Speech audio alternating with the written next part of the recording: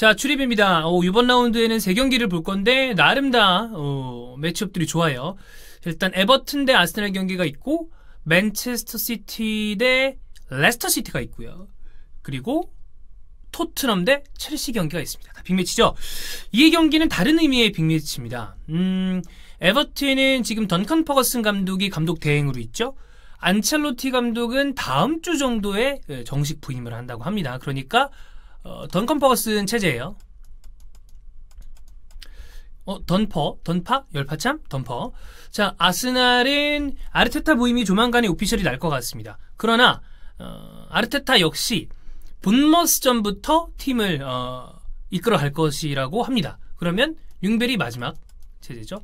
아마 스탠드에서 볼 것 같다고 그래요. 관중석에서 한번 보겠죠. 아르테타가 잡혀있는 모습이 딱 나올 거예요.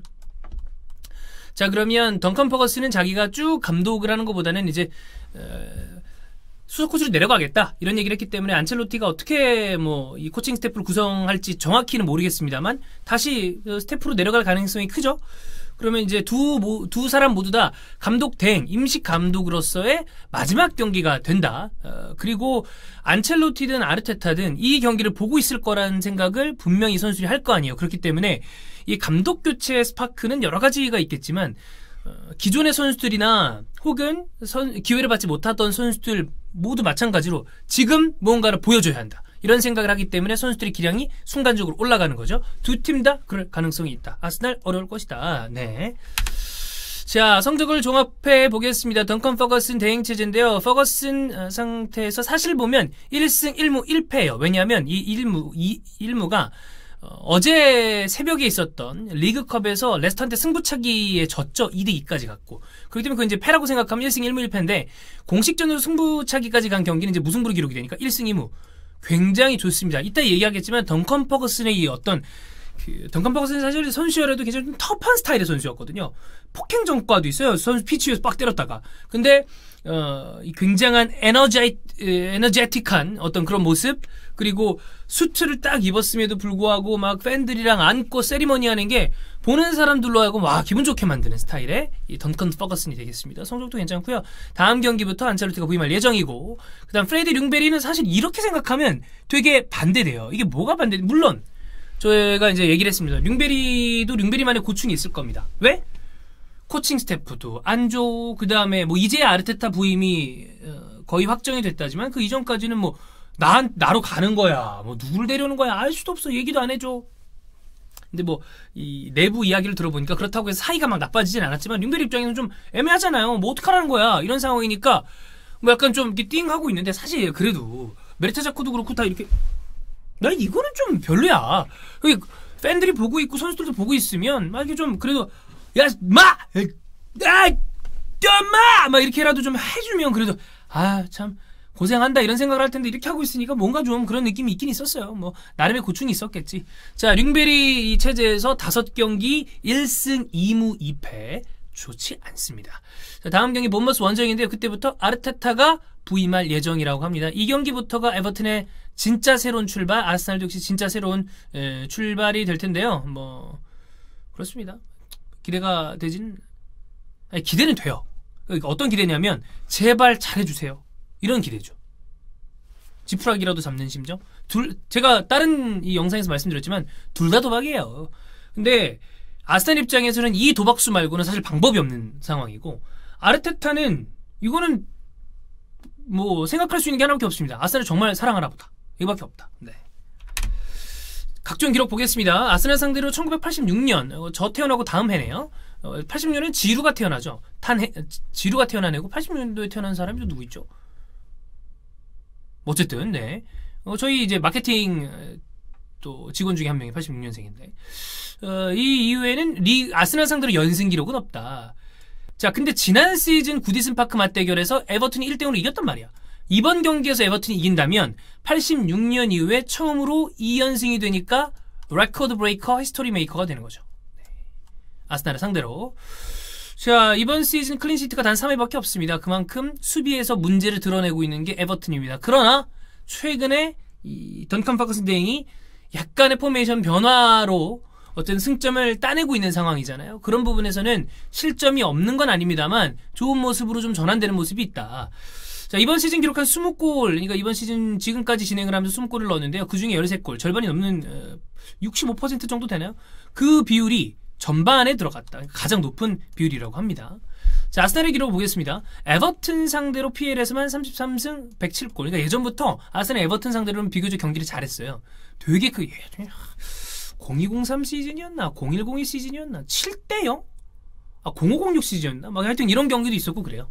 되게 좀 크게 6대0과 7대 미들스브로한테도 그런 경기가 있었던 것 같은데 하여튼 그런 경기가 있었습니다. 자, 컵대회 포함해서 최근 14경기에서 모두 실점 중이다. 이쪽도 그렇지만 여기가 더 만만치 않다. 여기서 불이 나서 보러 갔더니만 알고 보니 우리 집에서 불이 나고 있었다. 이런 느낌이죠. 이번 시즌 PL에서 가장 선제골을 많이 먹힌 팀이다. 11번이나 쳐 먹힌 거죠. 이거는 뭐냐? 여러 가지입니다. 수비가 불안하다. 노수비. 긴장 안 하냐? 노긴장. 이런 느낌이죠. 오바메양, 가봉맨, 뭐 솔직히 말해서 가봉맨 떠난다고 해도 붙잡을 명분은 없습니다. 다만 뭐 형이 야 이거 뭐 아르테타 뭐 좀 경험이 없는 거 아니냐, 뭐 오바메양의 형이 뭐 그런 얘기를 했다고 그러는데 그런 건 좀 하지 마시고 그럼 왜 팀을 흔듭니까? 근데 이런 상황에서 오바메양이 사실 도르트문트를 나올 때나 그리고 이 선수가 제가 가봉맨 좋아해요 저는. 근데 이 선수가 되게 멘탈적으로 막 이런 느낌은 아니야. 조금 놀기도 하고 그런 스타일이거든요. 훈련도 좀 늦고 그래서. 그래서 나쁘다는 게 아니라 가봉맨은 이제 정점을 찍고 뭔가를 더 해야 되는 상황이란 말이야. 근데 아스날 상황은 지금 그거 아니잖아요. 나갈 수 있는 마음 충분히 이해합니다. 다만 이제 좀 너무 치명적인 라이벌로 가는 건 그러니까 딴 팀 해외 리그 가라. 간다면 해외 리그에 가는 거는 뭐 그럴 수 있는 거니까. 자, 리그 11골을 기록을 하고 있는데 이 11골을 통해서 아스날은 승점을 11점이나 획득을 했습니다. 그만큼 순도 높은 득점을 기록하고 있다는 거죠. 최근 아스날이 거둔 7번의 승리 중에 이 6경기에서 득점을 하고 있는 것이 가봉맨이 되겠습니다. 부상 볼까요? 그바망 이번에 이적 시장에 들어온 선수 허벅지 부상으로 내년 장기 부상을 끊었어요. 안타깝죠. 부상으로 나가는 거 가장 안타까우니까. 월컷, 그 다음에 슈나이덜린 둘 다 종아리 부상으로 출장 불가하고요. 부상 선수가 많습니다. 시그루드손이랑 시드벤은 둘 다 약간 질병성 바이러스로 노하지 못했는데 이 두 선수 모두 나올 거예요. 근데 이제 중원 구상하기가 쉽지가 않은데 델프가 나올 수 있을 가능성이 있다고 하니까 봐야 됩니다. 뭐 이를테면 시그루드손이랑 톰 데이비스 이런 중원은 좀 쉽지 않거든요. 물론 아스날을 상대로 아스날은 굉장히 휑 이런 중원이기 때문에도 좀 잘할 수 있겠습니다만. 네. 리카디뉴 지난 시즌에 그렇게 좋았던 거 대비 이번 시즌은 그만큼은 아닌데 부상에서 복귀하다 또다시 약간 부상을 당한 것 같습니다. 지난 경기 부상 당한 기억이 나네요. 예. 자, 그 다음 아스날 보겠습니다. 키어런 티어니 어깨 탈구. 이 선수 3월 복귀입니다. 수술했다고 하죠. 안타깝습니다. 인저리 프론이었는데 클라시냐 발목 부상입니다. 즉 왼쪽 백자원 모두 다 아웃. 누구를 세울지 모르겠습니다만 나이스를 세울 수도 있겠고요.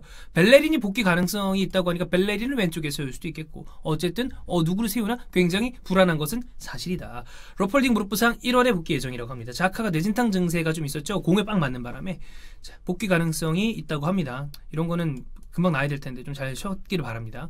다리세바이스 임대에서 많이 써야 되는데 이 선수 지금 허벅지 부상으로 올해 못 나오고 있어요. 연말 복귀 가능성이 대두되고 있습니다. 자, 그럼 포인트를 봐야죠.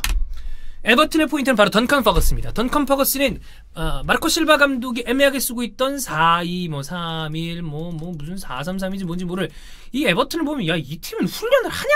간격 유지는 뭐냐? 막 여기 그냥 막 아주 그냥 덤프 트럭이 한 10대씩 쫙 가로지어서 이렇게 한 방에 가도 되겠어. 이런 느낌이었단 말이에요. 그러나 던컨 퍼거슨이 생각한 것은 바로 4-4-2였습니다. 일단 첫 번째 이 감독 대행으로서의 어떤 열기와 어떤 패기와 열정을 보여주면서 팬들도 우와 선수들도 야 이거 뛰어야 되겠다 와 소리 지르고 이런 느낌 좋아요. 그 다음 자 보죠. 피치가 이렇게 있다고 칩시다. 여기가 센터 서클이에요. 우리 진영입니다. 4-4-2에요 4-4-2는 심플합니다. 두 줄 그 다음에 구역을 딱 세 구역으로 나눴죠. 지역 방어를 통한 효과적인 이 어떤 피치 장악을 할 수 있는 것이 바로 4-4입니다. 공간 분할을 굉장히 균등하고 심플하게 할 수 있죠. 즉 뭐냐? 마르코 실바의 에버튼은 간격 유지도 안 됐고요. 그 다음에 서로 간의 압박도 제대로 되지 않았습니다. 그러다 보니까 상대편 입장에서 얘네 뭐야? 되게 널널하네? 막 공격 와 이거였어. 그런데 지금 던컨 퍼거스는 야 그런 거 버려. 심플하게 분리해. 그 다음에 거기 지켜. 그리고 일로 들어와 감아 싸. 이거 경기 보면 딱 여기 근처로 딱 들어오죠. 사실 상대방의 넘버 10이나 주요 에이스들이 공략하는 부분이 바로 센터백과 이 미드필더 사이에 있는 이 공간이란 말이에요. 여기서 뭔가를 만들어내는 게 이른바 넘버 10이죠. 근데 거기에 딱 들어오면 수로 쫙 짜니까 이게 안 되는 거예요. 튕겨서 나가. 그리고 또 들어오려고 그러면 나가! 비켜! 쫓아내고. 이러다 보니까 항상 문제가 됐었던 거는 에버튼이 수비 지역에서 볼 처리를 애매하게 하다가 처먹혔던 적이 많단 말이에요. 이렇게 막아. 그러면 이게 뭐야? 왜 에버튼이 바뀌었지? 막았어. 그 다음에 올라가려고 그래요. 자, 이거 지우개 좀 줘. 있다. 좋아요.